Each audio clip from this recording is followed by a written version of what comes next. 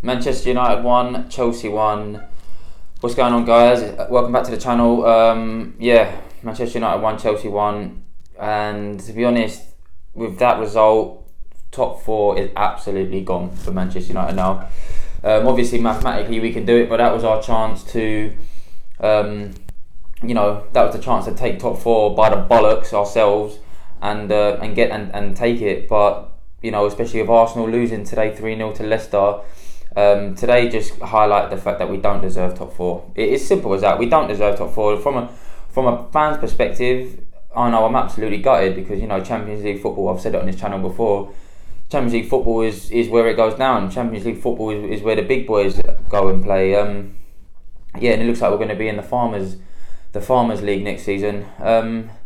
Off the base of it. Is it that bad? Yeah, it is. It really is that bad, and I'll tell you why. Because I'm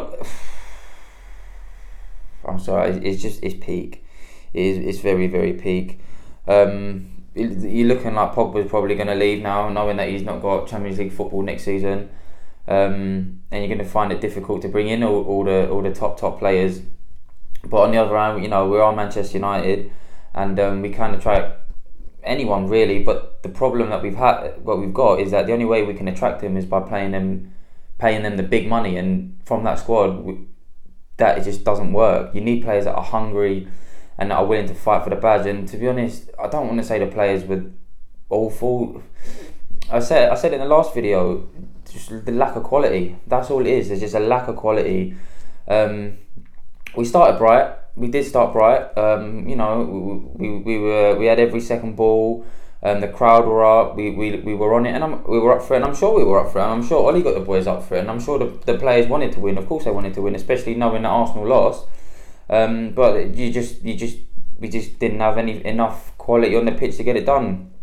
Lukaku, I don't want to say he impressed me today because what he done isn't necessarily impressive in itself, but for him it was quite good, which shows how much we've really fallen from grace when we're praising players like Lukaku for having a half decent game.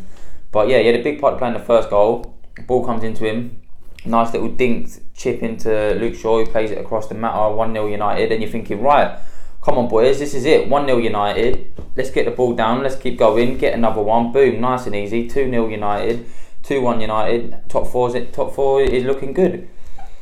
But yeah, rest of the first half, can't really complain. I thought we looked quite good. I thought we looked alright, and then on the stroke of half time, Rudiger picks up the ball. He probably get 10 yards off the fucking penalty box anyway. As a whack, straight at the hay, fumbles it. Alonso puts it in the back of the net, and I'm thinking, how has he made that mistake again? Now, this is the thing with De Gea, right? Has he been our best player over the last 6 seasons? Absolutely. But you can't keep excusing these sort of mistakes just because he's been our best player over the last 6 years. Now, I'm not saying get him out of the club, blah, blah, blah, but at the end of the day, he deserves criticism. He has cost us top four, and as bad as it's been, he's saved us so many times over the last 6 years, and today he's actually cost us top four. So, because Chelsea, I'm not going to lie, Chelsea didn't look like they really had anything apart from like their goal. They didn't really trouble De Gea. It's bitterly disappointing because we could have had it. Top four was right in our grasp. It was right there. But De Gea, butterfingers, he's and the thing is, it's not difficult. The ball's come straight at him. He could easily just caught it, but he fumbles it, and Alonso puts it in. Alonso, of all fucking people, Marcus Alonso, like he's not even he's worked. Yeah, I don't want to go too into it. But look, 1-1, and the thing is, just before half time, the boys are deflated, heads are down, and again, I say, what's wrong with that team? No fight, no ball. You come out in the second half, you think, right boys, let's get up for it, but they just didn't seem to get going. And to be honest, Chelsea actually looked like probably the team that had a bit more threat in the second half. Rashford had a poor game again. He's just I don't know. He literally does a little bit of skill, like he'll nutmeg someone, but then he's just like a rabbit in the headlights. He's just looking at what to do. He's not making the right decisions. Martial didn't get on. Alexis Sanchez then come on, and like I said in the last video, he didn't play up front. I don't know where he played. He didn't do anything. Eric Bailly started. The starting lineup was a bit meh. It was good to see Herrera back in the lineup. But yeah, all in all, boys, I'm your top optimistic fan. You know, I'll say we're gonna win the fucking Champions League when we're not even in the fucking competition. But yeah, being realistic, it's done now, because you'll need. I think we're still obviously 3 points behind Chelsea with 2 games to go. That with a lesser goal difference by a mile. So that means Chelsea are going to have to not win either of their next 2 games. So either draw 2 or lose 1 and draw 1. So if they win 1 more, then they basically won it. They basically got it. So where does that really leave United? Apart from in a big bucket of fucking shit, this season's been an absolute complete write-off from the get-go. And where's it stepped down from? The board. Poor recruitment in the summer. No signings in January. Bankers running the football club. It's just a fucking mess.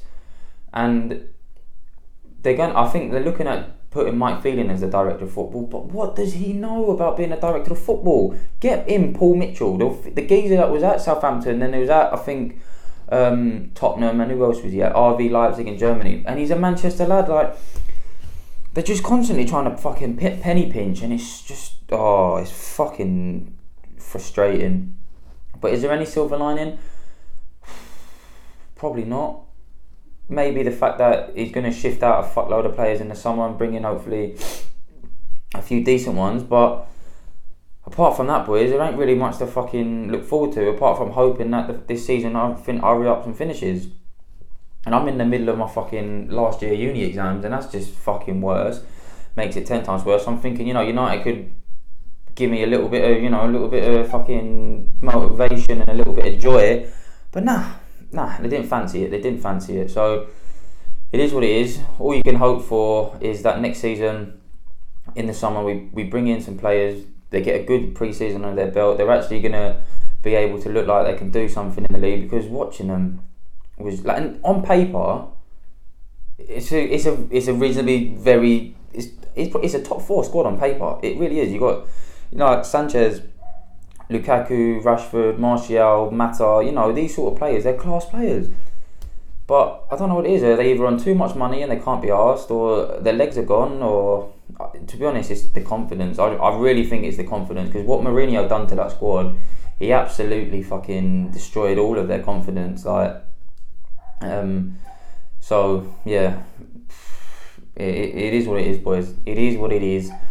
But yeah, if you watched this far, please give the video a like, give us a subscribe, and let's hope there's plenty more positives to come, because at the moment there isn't really a lot. Can we do it? Of course we can do it. But you thought it was a miracle before. Now it really is a miracle, and that's no wins. I think in 12. Oh no, 2 wins in 12. 2 wins in 12. At one point do you start questioning Ollie, because at the end of the day, he's literally got a free ride until next season. But I don't know. Like, I didn't see no tactical nous. I didn't see, like, the substitutions were a bit. I don't know. McTominay come on and he looked reasonable. Herrera started, which was obviously a plus, but he's going in the summer. He's obviously leaving in the summer. So yeah, I don't really know where to go from here, boys. But yeah, if you're a rival fan, I hope you're in a better position than us. But City looked like they've all but won the league today with a win over Burnley, but they've still got to play Leicester, who obviously done Arsenal. But yeah, all we can do is keep our heads up and hope for the best. Big appreciation for you lot if you are watching this. Like I said, please give it a little likey and a subscribe. And sweet boys, I'll catch you in the next one in a bit.